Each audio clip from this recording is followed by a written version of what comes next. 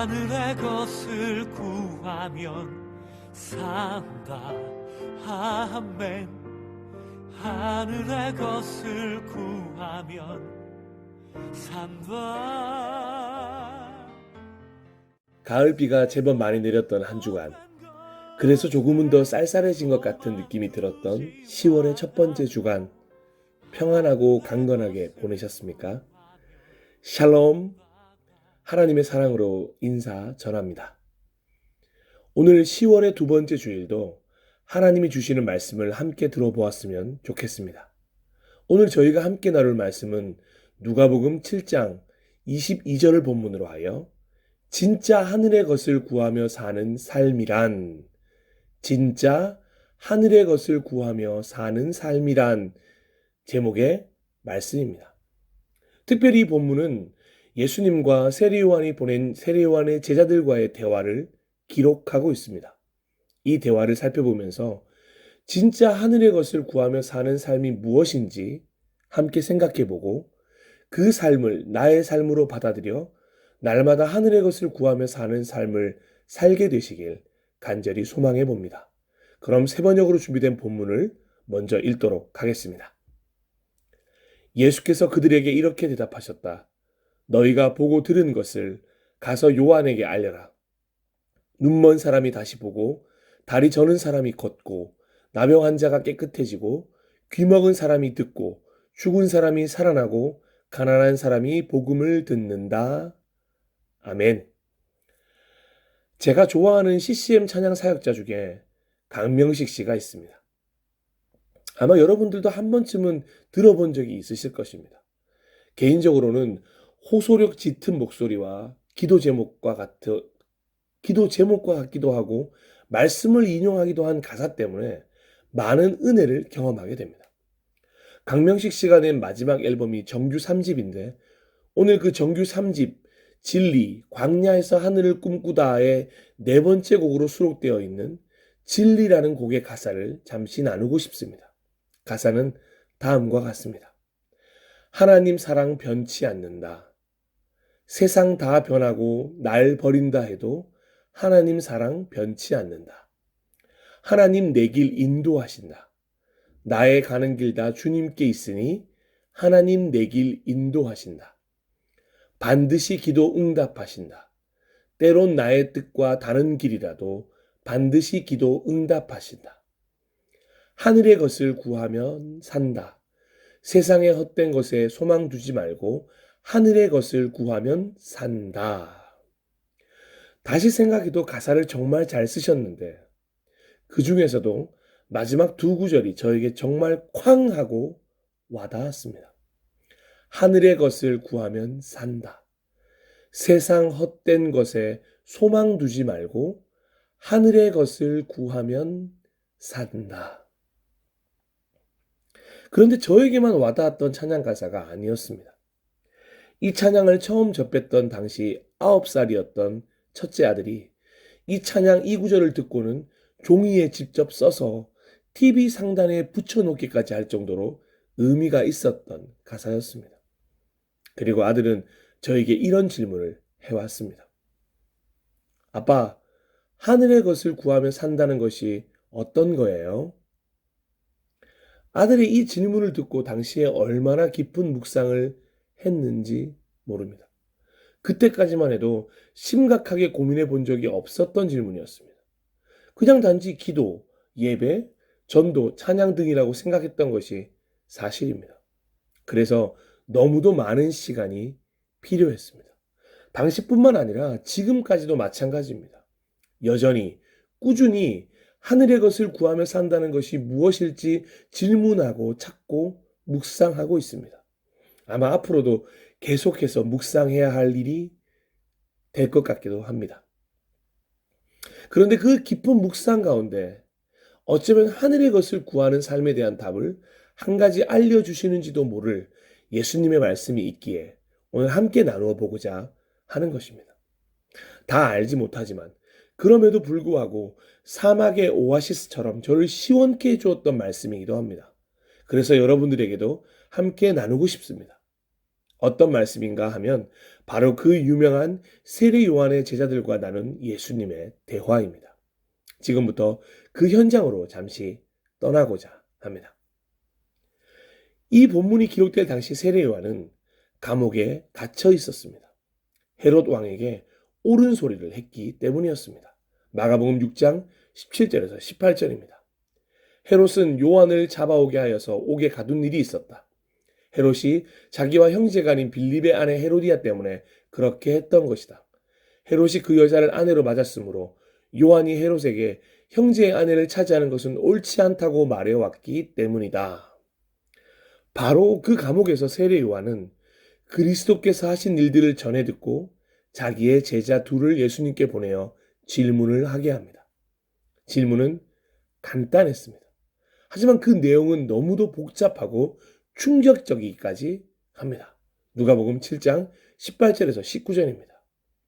요한은 자기 제자 가운데서 두 사람을 불러 주님께로 보내어 선생님이 오실 그분입니까? 그렇지 않으면 우리가 다른 분을 기다려야 합니까? 하고 물어보게 하였다.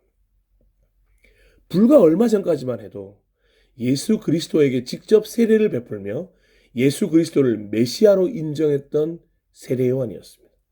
그런데 도대체 무엇 때문이었는지 알 수 없지만 마음의 변화가 일어나게 되었습니다. 그의 질문을 곰곰이 생각해 보면 세례 요한은 아무리 생각해도 예수님이 자신이 생각했던 메시아가 아닐 수도 있다는 생각이 들었던 것 같습니다. 가장 큰 이유가 바로 이것 아니었겠습니까? 소위 메시아라면, 하나님이 보낸 메시아라면 하나님의 나라나 하늘의 것을 구해야 하는 것인데 예수님의 삶은, 예수님의 행보는 최소한 세례 요한이 보기에는 그렇지 않았던 것 같습니다. 어찌 보면 태어나면서부터 주의 길을 예비하는 삶을 사명으로 받은 세례 요한의 삶이야말로 오히려 더욱 메시아처럼 보이기에 합당했습니다. 무언가 세례 요한 스스로도 인정할 만한 고귀하고 거룩하고 위대한 것을 보이며 선포하며 가르쳐야 하는데 도무지 하늘의 것을 구하는 것 같아 보이지 않는 예수님의 행보로 인하여 예수님이 메시아가 아닐 수도 있겠다는 생각에 점점 빠져들기 시작했을 것입니다. 그리고 결국에는 다른 일을 기다려야 하는 것은 아닐까라는 안타까운 생각에까지 가게 된 것으로 보입니다. 제가 예수님이었다면 이런 세례 요한의 질문이 너무도 황당했을 것 같습니다. 그런데 예수님은 생각보다 담담하십니다. 그리고 예수님의 대답은 세례 요한의 질문보다 더 간단했습니다. 하지만 간단한 대답이었지만 너무 깊은 깨달음을 느낄 수 있는 대답입니다. 그런데 그 말씀을 보기 전에 여기서 꼭 우리가 놓치지 말아야 할 그림이 하나 있습니다. 이 간단한 대답을 하시기 전에도 예수님은 계속해서 하시던 그대로의 삶을 행하고 계셨다는 것입니다. 세례 요한의 제자들이 온 것을 알면서도, 그런 질문을 하는 것을 들으셨으면서도 예수님은 변함없이 동일한 행동을 하십니다. 누가복음 7장 21절입니다. 그때 예수께서는 질병과 고통과 악령으로 시달리는 사람을 많이 고쳐주시고 또 눈먼 많은 사람을 볼 수 있게 해주셨다. 아멘. 마치 세례 요한에게 무엇인가를 보여주시는 듯, 가르쳐 주시는 듯 예수님은 계속해서 하던 그대로의 사역을 이어가십니다. 그리고 그 사역 중간에 툭하니 간단한 대답을 하신 것입니다. 예수님은 하나님의 뜻을 이 땅에 보여주려고 오셨습니다. 예수님은 확실히 메시아입니다. 예수님은 하늘의 것이 어떤 것인지를 몸소 실천하고 계셨습니다. 예수님은 하나님이십니다.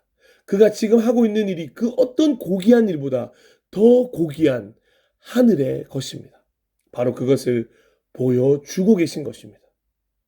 계속 하늘의 것을 구하는 삶을 살고 계시는 와중에 툭하니 던지신 예수님의 음성이 세례 요한의 제자들에게 들려옵니다.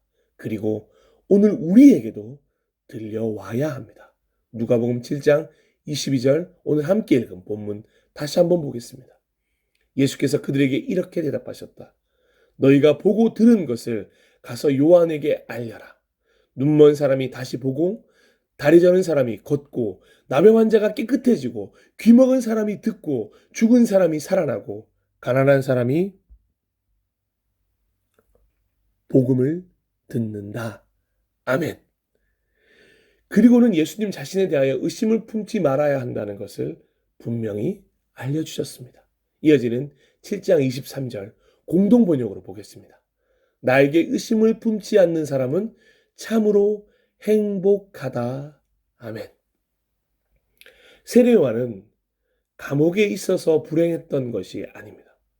그의 믿음이 점점 의심으로 변해갔기에 불행해질 수밖에 없었습니다. 자기가 고백한 그대로 세상 죄를 지고 가는 하나님의 어린 양이신 메시아로 끝까지 믿었어야 했습니다. 다시 한번 느낍니다. 끝까지 의심하지 않는 것이 중요합니다.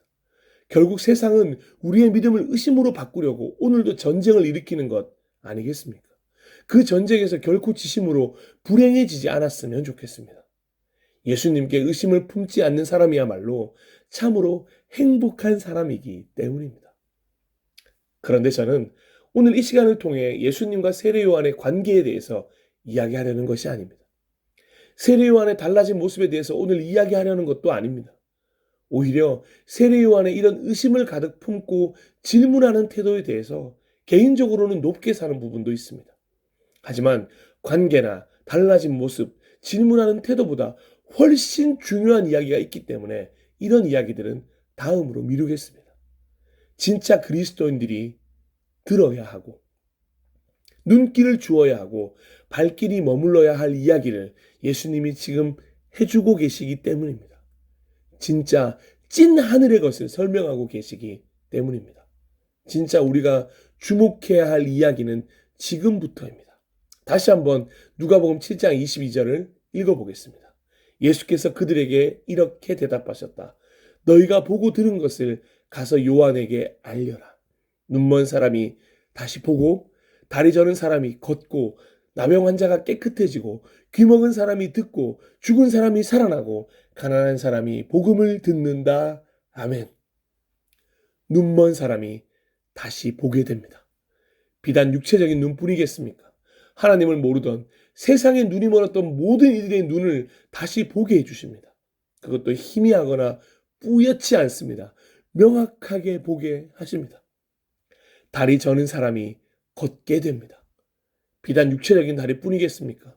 올바로 걷지 못하던 이들이 좌로 우로 흔들거리며 걷던 이들이 드디어 말씀 위에서 반석 위를 걷게 됩니다. 나병 환자가 깨끗해집니다.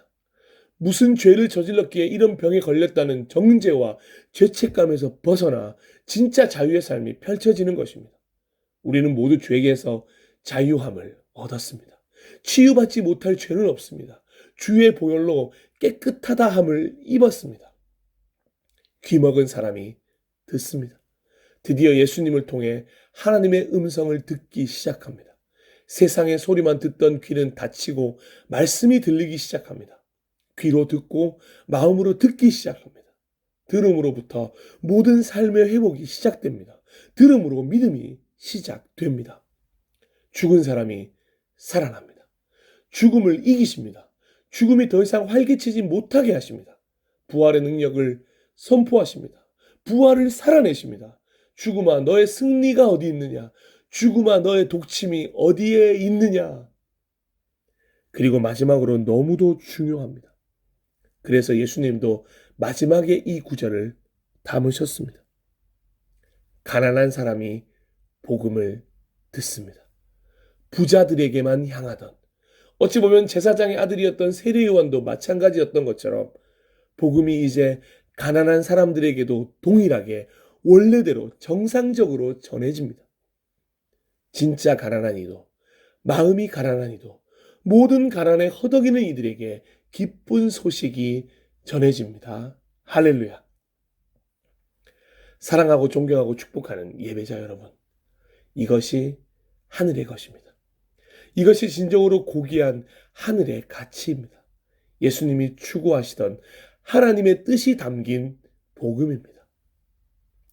하늘의 것을 구하는 삶을 살고 있다고 하면서 이상하게 세상을 등지고 자기만의 동굴로 가는 이들이 점점 많아졌습니다. 개인적 그리스도인, 나 혼자 살고 믿는 그리스도인이라고 하는 절대 생기지 말아야 할 단어들이 생겨나고 있습니다. 나의 필요에 맞는 이들만, 나와 어울릴 만한 이들끼리만, 수준과 생각이 비슷한 이들만 함께 모이기 시작합니다. 그렇게 살아도 괜찮다고. 그것이 지금 세상을 사는 그리스도인의 트렌드라고 말하는 교회들이 생겨납니다. 그리고는 자신들이야말로 하늘의 것을 구하는 것이라고 이야기하는 이들이 점점 많아지고 있습니다. 비난하고 싶지 않습니다. 그저 눈물이 나고 안타까움만 가득합니다.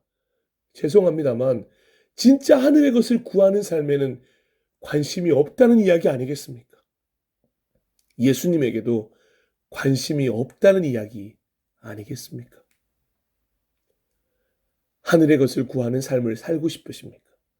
그럼 예수님이 가신 길을 꼼꼼히 살펴보시고 그 길을 따라가십시오.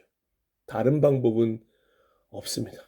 그분이 이 땅에 오시게 된 이유로부터 시작해서 예수님의 공생애를 쫓아보십시오. 그리고 순간순간 청중을 향해 외치시던 그의 말씀에 귀를 기울여 보십시오.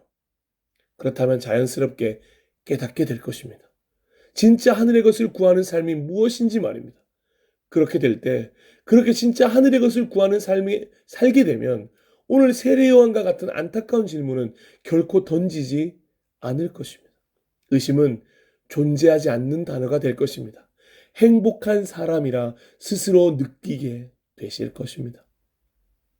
지난 몇 주간 새삼 강명식 씨의 진리 찬양을 매일 들으며 하늘의 것을 구하는 삶을 묵상하며 더욱 깊이 와닿았던 성경 구절이 있습니다.